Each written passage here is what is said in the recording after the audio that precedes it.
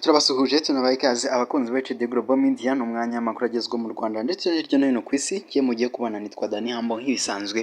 Umurongo ni HD Global Media. Uyu rero ni umurongo w'abanyarwanda ubundi ubusanzwe. Wowe ushobora kuba ugezeho bwa mbere rero banza ukande subscribe maze ubundi uduhe inkunga yawe, naho hasanzwe wakanda like, share and comment kugira tuzajye duhora tubana. Bityo rero umuntu wese wumva ururimi tuvuga tumaye ikaze kuri uyu murongo, bityo reka tuze twitangira n'amakuru bagezweho mu Rwanda ndetse no hirya no hino ku isi. Tubaha ikaze. HD Global Media.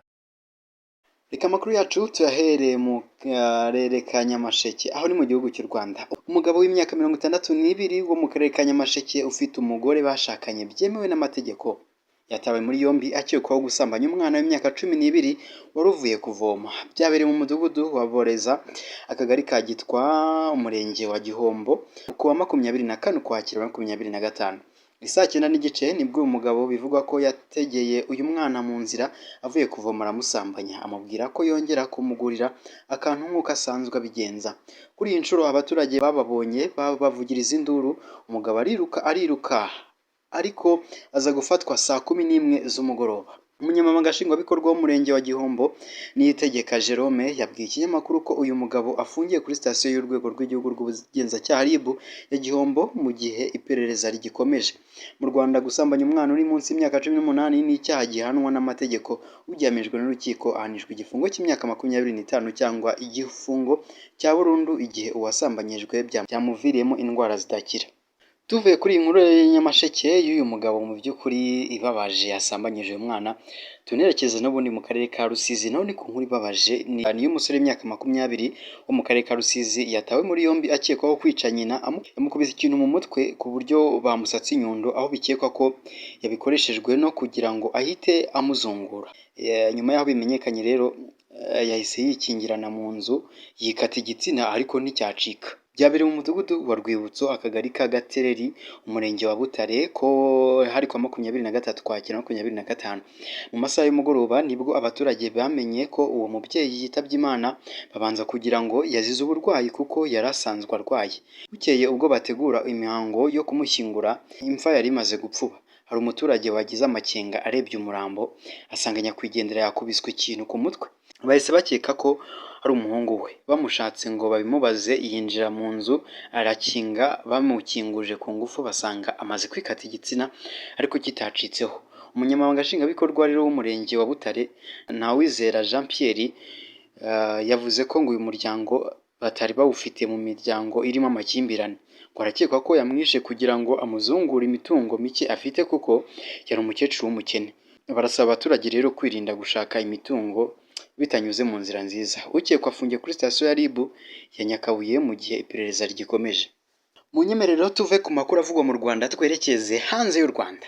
Tuhere kuri iyi nkuru aho umunyacadi wavuze ko abanyarwanda badahumura neza ubu yakijweho umuriro. Bimeze bite rero? Umukobwa w'umunyacadi ukoresha amazina ya Fie du Sahel ni Gertrude ubusanzwe ku rubuga rwa TikTok yakijweho rero umuriro nyuma yo kuvuga ko abanyarwanda hafi 1/2 bose banuka. Uyu mukobwa yabivuze yifashishije urubuga rwa TikTok aho yavuze ko yabanje gukora amashusho ari mu Gifaransa ariko akaza kugirwa inama yo kwifashisha Icyongereza kuko abanyarwanda ari cyo bumva kurushaho. Yavuze ati, banyarwanda nkunda u Rwanda ariko ndabinginze mumbwire ibyo bintu by'impumuro mbi, mumbwire neza bimeze biti. Yakomeje ati, mumbwire niba kugira impumuro mbi ari kimwe mu bintu bifatwa nk'ubwiza kuri bamwe hano. Oya, kuko ndashaka kubimenya. Mwibuke ko amazuru yanjye atagishoboye kwihangana. Ntimushobora kuba igihugu gisukuye kurusha ibindi muri Afurika, mumbabarire. Hanyuma ngo abantu banyu babe bafite impumuro mbi. Ibyo bishoboka bite? Bishoboka bite koko? Mumbwire.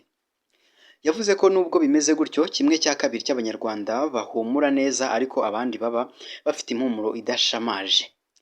Ati yego nka 1/2 cy'abaturage basohora impumuro nziza ariko abandi basigaye we ngo Yezu we ndabasabye. Mwe musohora impumuro nziza mujye mwigisha abo bantu basohora impumuro mbi kuko baronona isura yanyu nk'abanyarwanda. Mubabwire bahagarike kubagirira nabi gutyo. Ndabasabye ngo mwihangane.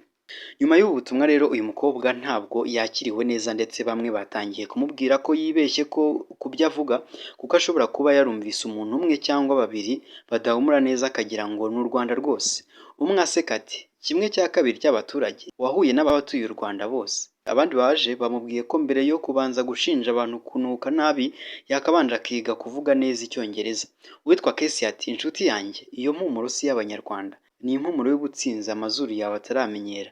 Wenda umwuka wateguye ikibazo kuko wari usukuye cyane utuje cyane kandi uri hejuru y'urwego rwawe rw'Icyongereza ngo ubashe kuwusobanukirwa. Uwitwa Sangwa Belize ati reba umuntu urimo gushinja igihugu cyose kugira impumuro mbi, wakabaye wihatiriza kuvuga Icyongereza. Ni benshi rero bagiye bamusubiza ku rubuga rwe rwa TikTok ariko ni benshi cyane namwe mwahagenda mukahirebera, yitwa Fille du Sahel, ubwo ngubwo mwagenda kuri TikTok mukareba ibyo ari byo kabisa, ariko urabona ko uyu ubundi ubusanzwe mu mazina ye ni Gertrude ariko ibintu yavuze rwose ntabwo byumvikana. Dusoze dutya rero tubabwira ko umugore wa mbere mu Bufaransa Dabia Bekredi wasambanyije akanica umwana w'imyaka 12 witwaga Lola Devieta yakatiwe igihano cy'igifungo cya burundu, abo wa mbere uhawe icyo gihano. Dabia Bekreda w'imyaka 27 akatiwe icyo gihano nyuma y'uko inteko yaburanishije urubanza ifashe icyemezo cyo kumuhanisha icyo gihano gikomeye ndetse aba umugore wa mbere ugihawe mu Bufaransa. Abandi bahawe icyo gihano barimo umwicanyi kabuhariwe akaba n'uwasambanyije abana Michel Fourniret n'umunya-jihadiste Salah Abdeslam bagize uruhare mu gitero cyagabwe i Paris muri 2015 cyahitanye abagera ku 130. Nyuma y'isomwa ry'urubanza nyina wa Lola, Delphine Deviet, yavuze ko ibi bizeye ubutabera kandi ko babuhawe kuko uwagize uruhare mu rupfu rw'umwana wabo abihaniwe by'intangarugero. Lola yishwe mu Kwakira 2022, umurambo we waje gutoragurwa uri mu isashe mu gikari cy'inyubako yabaga mu majyaruguru y'Iburasirazuba bwa Paris. Bekredi ni umwimukira wo muri Algeria wari warategetswe kuva mu gihugu mbere y'uko akora icyaha. Ubushinjacyaha mu rukiko bwari bwasabye ko Bekredi ahabwa igihano kinini gishoboka. Yasuzumwe n'inzobere mu mitekerereze y'abantu bemeza ko afite imyitwarire idasanzwe ariko ko adafite uburwayi bwo mu mutwe. Mbere y'uko abacamanza biherera, Bekredi yabwiye urukiko ko yicuza ibyo yakoze kuko biteye ubwoba kandi akabisabira n'imbabazi. Umushinjacyaha yabwiye inteko irimo abacamanza batatu n'abagize akanama k'inyangamugayo bagera kuri 6 ko badakwiye kugabanya igihano kuko uregwa yakoze icyaha ari muzima kandi nta muti wabonera umuntu ufite imyitwarire nk'iyo. Amashusho ya CCTV yafashwe yerekanye ko ku mugoroba wo kwa 14 Ukwakira 2022 Bekredi wari ufite imyaka 24 yegereye Lola wari uvuye mu ishuri ngo amwinjiza mu nzu aho yamusambanyirije bikanarangira mwishe. Bekredi yari mu Bufaransa akoresha viza y'abanyeshuri ariko yari yarananiwe kuyongeresha igihe byari byatumye muri Nyakanga 2024 ahabwa iminsi 30 gusa yo kuba yavuye mu gihugu. Ni nuko rero dusoje amakuru yaragezweho kwa none, reka tubarare cyane amakuru aza kuba agezweho ku yindi nshuro. Nge mwabanye nitwa Dani Hambo, mujye mukomeza gukunda ibyo dukora mudukurikira kuri umurongo wa HD Global Media. Ciao ciao. HD Global Media.